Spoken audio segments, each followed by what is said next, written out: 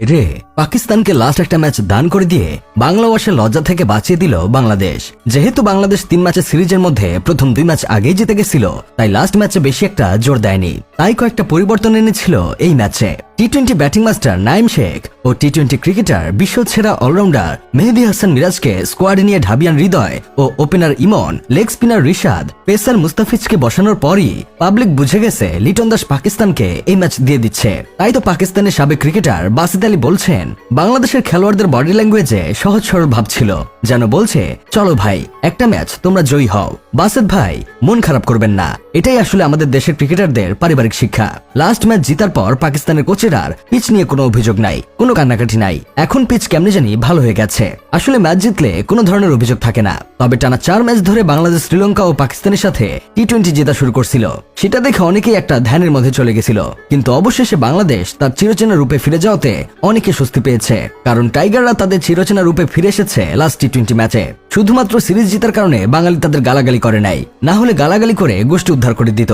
আমাদের ক্যাপ্টেন লিটন কুমার দাসের squad selection দেখে মনে হচ্ছিল মেহেদী হাসান মিরাজের সাথে তার একটা গোপন চুক্তি হয়েছে। তিনি মিরাজকে বলছে, তুই যেহেতু ওডিআই ক্যাপ্টেন, তুই আমাকে ওডিআই স্কোয়াডে জায়গা করে দিবি, আর আমি তোকে টি-20 স্কোয়াডে জায়গা করে দিব।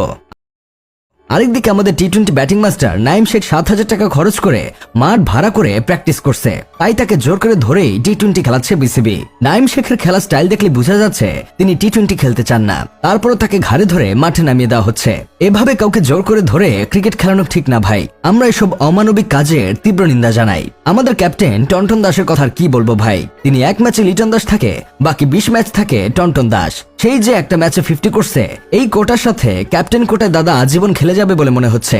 পাকিস্তানের বিপক্ষে 2 ম্যাচ খেলে ব্যাটিং কিং নাইম শেখ করছে 13 রান, আবার ক্যাপ্টেন লিটন দাস 3 ম্যাচ খেলে করছে মাত্র 17 রান। তবে ব্যাটিং কিং নাইম শেখ যদি আরেক ম্যাচ খেলার সুযোগ পেত, তাহলে আমার বিশ্বাস তিনি ডট বল খেলে লিটনের চেয়ে বেশি রান করত।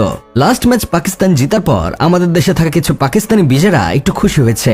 পাকিস্তানকে নিজের দেশের মাটিতে হারানোর একটা আলাদা মজা আছে।